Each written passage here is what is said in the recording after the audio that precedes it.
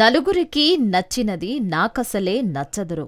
నరులెవరూ నడవనిది ఆ రూట్లో నడిచెదరు. పొగరని అందరూ అన్నా అది మాత్రం నా నైజం, అది నాలో మేనరిజం అంటూ రెచ్చిపోతున్నాడు అమెరికా అధ్యక్షుడు డొనాల్డ్ ట్రంప్. ఈ నేపథ్యంలో వాడిని ఎవరికైనా చూపించండ్రా అంటూ ఒక సినిమా డైలాగ్ గురించి ఇప్పుడు అమెరికా మేధావులు గగ్గోలు పెడుతున్నారు. ట్రంప్ నిర్ణయం వల్ల ఇండియాకు నష్టం సంగతి పక్కన పెడితే అమెరికాకు నష్టమంటూ వాదిస్తున్నారు. అమెరికా విదేశాంగ శాఖ మాజీ మంత్రి జాన్ కెర్రీ తాజాగా ఈ వాదన వినిపించాడు. వరల్డ్ లీడర్స్ ఫోరంలో మాట్లాడిన ఆయన ట్రంప్ తీసుకున్న నిర్ణయాలు వచ్చే 100 ఏళ్లపై ప్రభావం చూపుతాయని అన్నాడు. తడిగుడ్డతో గొంతు కోస్తున్న రోజులు, నమ్మినోళ్లను నట్టేట్టా ముంచుతున్న వ్యవహారాల దిశగా అమెరికా వ్యవహార శైలి ఉందన్న భావన పరోక్షంగా ఆయన మాటల్లో వ్యక్తమైంది. ఇరు దేశాల మధ్య సమస్యలను పరిష్కరించుకోవడానికి ఎలాంటి దౌత్య ప్రయత్నాలు చేయకుండా ఇండియాకు అల్టిమేటం ఇవ్వడం ట్రంప్ మూర్ఖత్వానికి పరాకాష్ఠ అని ఆయన అన్నారు.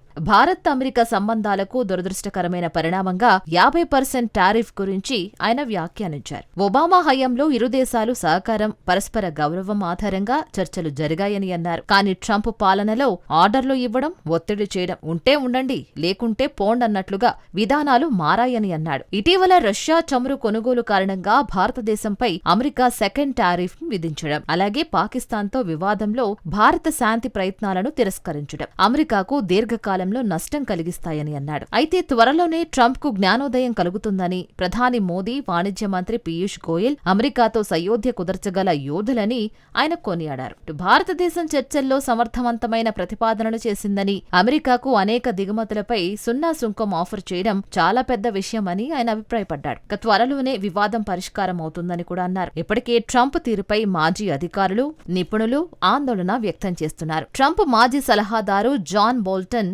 అమెరికా దశాబ్దాలుగా భారతదేశాన్ని రష్యా, చైనా ప్రభావం నుంచి దూరం చేయడానికి చేసిన ప్రయత్నాలు ట్రంప్ చర్యల వల్ల ప్రమాదంలో పడ్డాయని హెచ్చరించారు. ఇండియాపై విధించిన సుంకాలు భారత్ అమెరికా సంబంధాలకు దీర్ఘకాలంలో నష్టం కలిగిస్తాయని అన్నారు క్రిస్టోఫర్ పాడిల్లా. భవిష్యత్తులో భారత్కు అమెరికా నిజమైన భాగస్వామి కాదన్న అనుమానాలు కూడా పెరుగుతున్నాయని అన్నారు. America top economic advisor Jeffrey సాట్స్ ట్రంప్కు బుద్ధి లేదని, అజ్ఞానంతో అమెరికాను ఆగం చేస్తున్నాడని కూడా అన్నారు. ట్రంప్ తెలివి తక్కువ నిర్ణయాలతో దేశాన్ని అధోగతి పాలు చేస్తున్నాడని అన్నారు. ఇండియాపై 50% సుంకాలు రాత్రికి రాత్రే బ్రిక్స్ దేశాలను ఏకం చేశాయని అన్నాడు. ఇలా ట్రంప్ తీసుకుంటున్న ఒక్కో నిర్ణయం అమెరికాను అధఃపాతాళానికి నెడుతున్నాయని అన్నాడు.